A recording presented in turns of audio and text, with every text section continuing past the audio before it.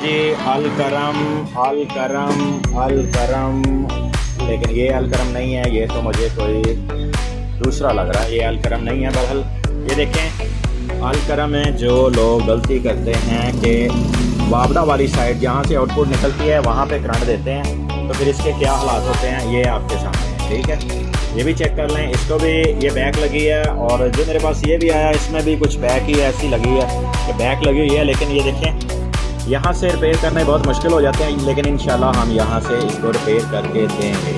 अल करम वालों का ये इन्वर्टर है, और ये देखें बैक लगी हुई है। इसको बैक लगने के बाद ये चेक करें, और ये मैंने ओके कर दिया है। ये भी अल करम का था, ठीक है, और ये ओके करना है अभी। इसके देखें हालात ये आए मेरे पास कुछ ऐसे ही हैं। तो जो इन्वर्टर ऐसे आते हैं ना, उसको रिपेयर करना थोड़ा सा मुश्किल होता है, फिर उसके लिए टाइम भी चाहिए होता है। दोस्तों कोशिश करें कि अगर ओरिजिनल हालत में आ जाए ना, तो बहुत आसानी के साथ रिपेयर हो जाता है।